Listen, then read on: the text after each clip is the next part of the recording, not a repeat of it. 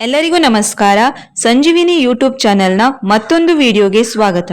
SSLC ಶಿಕ್ಷಣವನ್ನು ಪೂರ್ಣಗೊಳಿಸಿ ಮುಂದಿನ ವಿದ್ಯಾಭ್ಯಾಸಕ್ಕೆ ದಾಖಲಾದ ಹಾಗೂ ಆರ್ಥಿಕವಾಗಿ ಹಿಂದುಳಿದ ವರ್ಗಕ್ಕೆ ಸೇರಿದ ಅರ್ಹ ವಿದ್ಯಾರ್ಥಿಗಳಿಗೆ ಶಿಷ್ಯ ವೇತನವನ್ನು ನೀಡಲು ಆನ್ಲೈನ್ ಮೂಲಕ ಅರ್ಜಿಯನ್ನು ಆಹ್ವಾನಿಸಲಾಗಿದೆ. ಈ ವಿದ್ಯಾರ್ಥಿ ವೇತನವನ್ನು ಪಡೆಯಲು ಅರ್ಜಿ ಸಲ್ಲಿಸುವುದು ಹೇಗೆ, ಅಗತ್ಯ ದಾಖಲೆಗಳೇನು, ಅರ್ಜಿ ಸಲ್ಲಿಸಲು ಪ್ರಮುಖ ದಿನಾಂಕ ಹಾಗೂ ಇತರೆ ವಿವರಗಳ ಸಂಪೂರ್ಣ ಮಾಹಿತಿ ತಿಳಿಸ್ತಾ ಇದ್ದೀವಿ. ವಿಡಿಯೋನ ಪೂರ್ತಿಯಾಗಿ ನೋಡಿ. ವಿಡಿಯೋ ಶುರು ಮಾಡೋಕ್ಕೂ ಮುಂಚೆ ಇನ್ನು ನೀವೇನಾದ್ರೂ ಈ ಚಾನೆಲ್ನ ಸಬ್ಸ್ಕ್ರೈಬ್ ಮಾಡಿಲ್ಲ ಅಂದ್ರೆ ದಯವಿಟ್ಟು ಸಬ್ಸ್ಕ್ರೈಬ್ ಮಾಡ್ಕೊಳ್ಳಿ. ಪ್ರತಿದಿನಾನು ಗೌರ್ಮೆಂಟ್ ಪ್ರೈವೇಟ್ ಸಂಬಂಧಿತ ಜಾಬ್ ಸ್ಕೀಮ್ ಸ್ಕಾಲರ್ಶಿಪ್ ಮಾಹಿತಿನ ತಿಳ್ಕೊಬಹುದು. ಹಾಗೆ ಪಕ್ಕದಲ್ಲಿರೋ ಬೆಲ್ ಐಕಾನ್ನ ಪ್ರೆಸ್ ಮಾಡಿ ವಿಡಿಯೋ ಅಪ್ಲೋಡ್ ಆಗಿದ ತಕ್ಷಣನೇ ನೋಟಿಫಿಕೇಶನ್ ಪಡ್ಕೋಬಹುದು.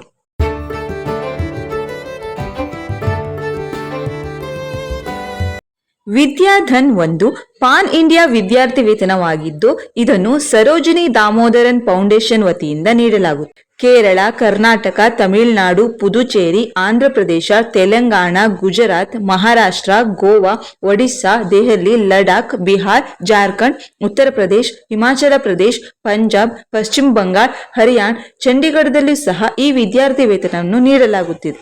ಈ ಫೌಂಡೇಶನ್ ವತಿಯಿಂದ ಆಯ್ಕೆ ಮಾಡಲಾದ ಅರ್ಹ ವಿದ್ಯಾರ್ಥಿಗಳಿಗೆ ಪಿಯುಸಿ ಶಿಕ್ಷಣವನ್ನು ಪಡೆಯುವ ಸಮಯದಲ್ಲಿ ವರ್ಷಕ್ಕೆ 10,000, ಪದವಿ ಶಿಕ್ಷಣಕ್ಕೆ 15,000ದಿಂದ 75,000ದವರೆಗೆ ಆರ್ಥಿಕ ನೆರವನ್ನು ನೀಡಲಾಗುತ್ತದೆ.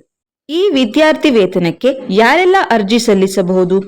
ವಿದ್ಯಾರ್ಥಿ ಕುಟುಂಬದ ವಾರ್ಷಿಕ ಆದಾಯ 1,00,000ಕ್ಕಿಂತ ಕಡಿಮೆ ಇರಬೇಕು.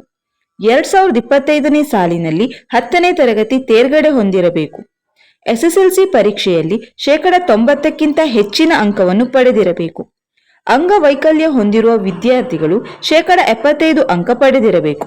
ಬೇಕಾಗುವ ದಾಖಲೆಗಳು ಎಸ್ಎಸ್ಎಲ್ಸಿ ಪ್ರಮಾಣ ಪತ್ರ, ಆದಾಯ ಪ್ರಮಾಣ ಪತ್ರ, ಫೋಟೋ, ಅಂಗವಿಕಲರಾಗಿದ್ದಲ್ಲಿ ಅಂಗವಿಕಲ ಪ್ರಮಾಣ ಪತ್ರ, passbook, Aadhaar card, mobile number, email ID.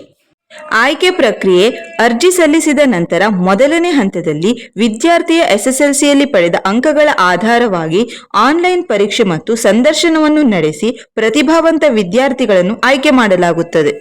ಪ್ರಮುಖ ದಿನಾಂಕಗಳು: ಅರ್ಜಿ ಸಲ್ಲಿಸಲು ಕೊನೆಯ ದಿನಾಂಕ 8 ಜುಲೈ 2025.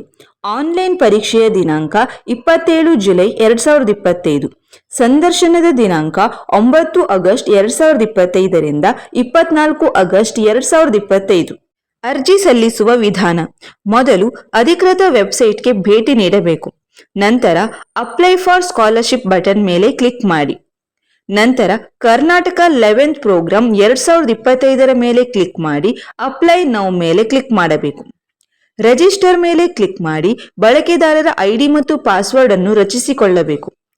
ಐಡಿ ಮತ್ತು ಪಾಸ್ವರ್ಡ್ ರಚಿಸಿದ ನಂತರ ಲಾಗಿನ್ ಆಗಬೇಕು.